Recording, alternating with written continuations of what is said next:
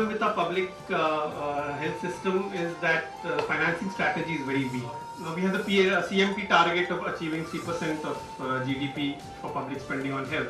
We are still far away from that. I mean, we are still around 1%. We need to decide on funding using, say, the Canadian model of funding, which is block funding. That is, you decide, okay, on a per capita basis, all primary health centers will be funded. The access of scheduled castes to the health does not mean that you have programs, the access is there. There is also an aspect of exclusion based on the caste identity. The fact that the NHRM still is 1% after having pledged 3%, I think we just have to get our act together and make much more of a noise than what we've been able to do so far.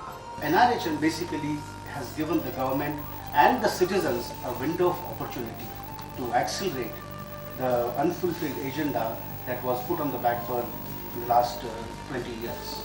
It was only in July 2006 that the National Rural Health Mission's framework for implementation was approved, which allowed us to engage nurses, doctors, paramedics, untied funds to local institutions on a large scale. The program, which has begun in July 2006, if you look at it in December 2006, how can you call it a midterm review? Health insurance for family planning procedures, and I think we could have on JSY, a component should be bought under maybe 100 rupees of that should be part of the health insurance. I found a great deal of change. Now I'll give you an example. It's a PHC somewhere outside Srinagar, about say an hour and a half outside Srinagar, and I found an incredible, incredibly run PHC there. Alternate carriers for rural healthcare is the only solution, and the planning commission should go for that. The health sector in India is the lack of states to actually comply to the promises made in the CMP, and the basic reason for that is the existing Fiscal Responsibility and Budget Management Act, which forces the government to restrict its deficit, to reduce its deficit. The government is trying to actually cut down the expenditure on social and economic sectors.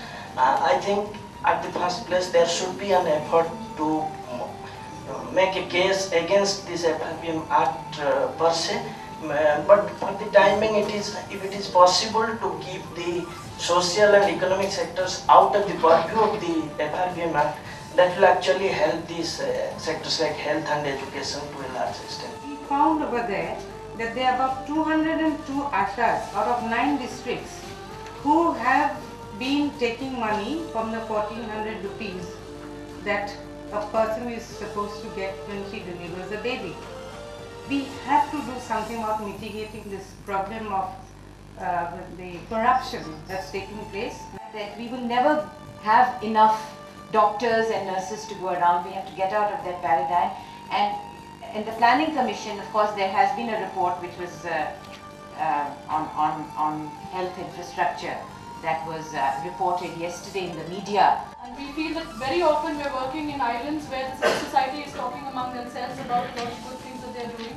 A lot of the policy makers and the members of parliament have their own forums where they talk about things that they're doing, and the government is talking within themselves. But where do we really see all these three really holders of democracy and governance, the media also coming together, and these 4 sectors really coming together and talking not just about tasting the rice that's in the pot, but actually cooking it. And that's where I really want to make this intervention, that this is not just a forum where we're looking at just talking about the problem, but everyone here has really been talking about the experiences that they've had where they want to solve the problem and be part of the solution. As we review the NRHM, it has achieved expected targets in states like Tamil Nadu, where the health infrastructure had been already good. But when you look at northeastern states, the achievement is not in par. Among the most important suggestions made by the Health Minister, Honorable Health Minister today, was the fact that people coming into the health system and not getting adequate services, especially for maternal health, should be covered through an insurance program which will ensure that all complications will be met by the best possible healthcare available in the country.